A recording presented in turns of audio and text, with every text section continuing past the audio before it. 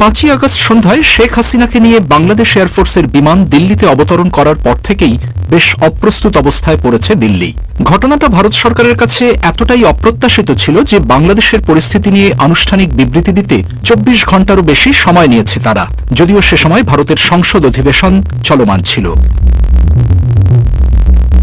সোমবার রাতে নরেন্দ্র মোদীর সভাপতিত্বে ক্যাবিনেটের নিরাপত্তা বিষয়ক কমিটি বাংলাদেশ নিয়ে আলোচনা করতে বিশেষ বৈঠকে বসে। পরদিন সব রাজনৈতিক দলের প্রতিনিধিদের সাথে বৈঠক করেন ভারতের পররাষ্ট্রমন্ত্রী।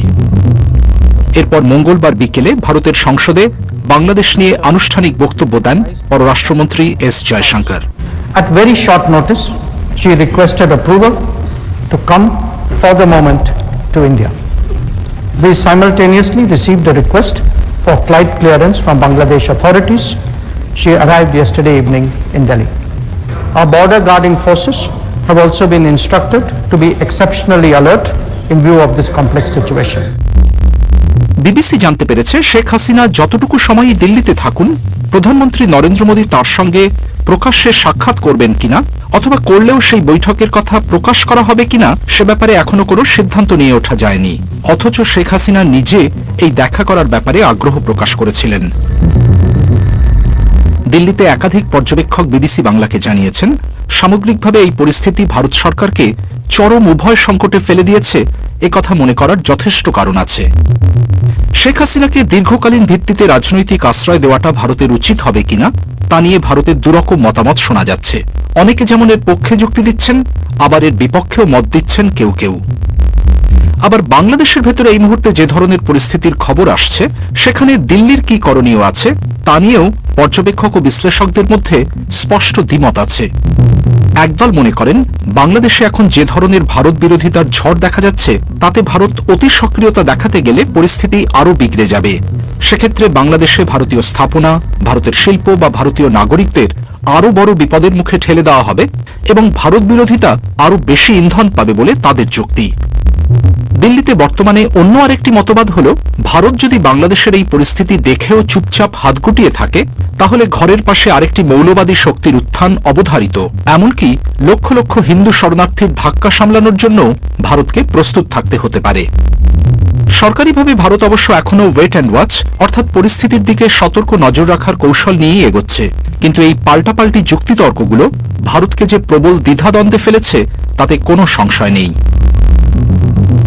বাংলাদেশের রাজনৈতিক সংকটের জেরে শেখ হাসিনাকে ভারতে পালিয়ে আসতে হলে সেটা নিয়ে দিল্লিতেই একটা প্রবল দ্বিধাদ্বন্দ্ব যে কাজ করবে তা অনেকটাই স্পষ্ট ছিল। অনেক বিশ্লেষকই মনে করেন, শেখ হাসিনাকে ভারতে রাজনৈতিক আশ্রয় দেওয়াটা ভারতের জন্য উচিত হবে না। দিল্লির থিঙ্ক ট্যাঙ্ক আইডিএস এর সিনিয়র ফেলো ও বাংলাদেশ গবেষক স্মৃতি পট্টনায়ক বলছিলেন, ভারতকে যেহেতু আন্তর্জাতিক ক্ষেত্রে শেখ হাসিনা সরকারের সবচেয়ে বড় সমর্থক হিসেবে দেখা হতো, তাই হাসিনা বিরোধিতার আন্দোলনে ভারত বিরোধিতার উপাদানও কিন্তু মিশেছিল। এই পটভূমিতে ভারত যদি শেখ হাসিনাকে রাজনৈতিক আশ্রয় দেয় সেটা একটা ভুল বার্তা দেবে এবং বাংলাদেশের ভেতরে ভারত বিরোধিতাকে আরও উস্কে দেবে। অনেকে আবার মনে করেন, পুরনো ইতিহাস ও দীর্ঘদিনের সম্পর্ককে মাথায় রেখে শেখ হাসিনার ইচ্ছাকে ভারতের সম্মান জানানো উচিত। যেমন ভারতের সাবেক পররাষ্ট্র সচিব হর্ষবর্ধন শ্রিংলা বলছিলেন, তিনি যদি কোনো কারণে ভারতে থাকতে চান তাঁর মর্যাদা ও সম্মান অনুযায়ী যথাযথ পর্যায়ে তাঁর সঙ্গে আমাদের এনগেজ করতে হবে।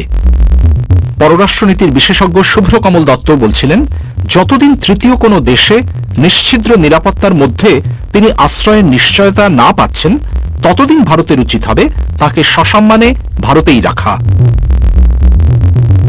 বাংলাদেশের পরবর্তী সরকার যাতে ভারতের প্রতি বন্ধুত্বপূর্ণ থাকে তার জন্য যা যা করা উচিত সেটাই করা দরকার বলে মনে করেন অনেক বিশ্লেষক। তবে ভারতের ক্ষমতাসীন বিজেপির ভেতর থেকে বাংলাদেশের প্রতি সফট ডিপ্লোম্যাটিক অ্যাপ্রোচের বদলে কঠোর দৃষ্টিভঙ্গি নেওয়ারও দাবি উঠছে। পশ্চিমবঙ্গে বিজেপির শীর্ষ নেতা শুভেন্দু অধিকারী যেমন বলেছেন, বাংলাদেশ কর্তৃপক্ষের ওপর এখনই চাপ প্রয়োগ করা দরকার, নইলে সেদেশ থেকে অন্তত 1 কোটি হিন্দু পালিয়ে ভারতে চলে আসতে বাধ্য হবেন।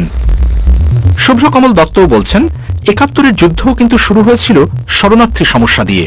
আমি মনে করি বাংলাদেশের বর্তমান সংকটে ভারতের অনেক আগেই সরাসরি হস্তক্ষেপ করা উচিত ছিল, তখন সেটা না হলেও এখন কিন্তু করতেই হবে।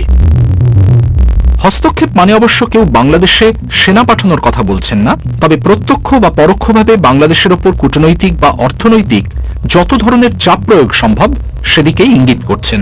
শেখ হাসিনা সরকারের পতনের পর বিজেপি সরকার বাংলাদেশের সংখ্যালঘুদের নির্যাতন ঠেকিয়ে তাদের নিরাপত্তা নিশ্চিত করার লক্ষ্যে বিএসএফ এর নেতৃত্বে একটি কমিটি গঠন করেছে।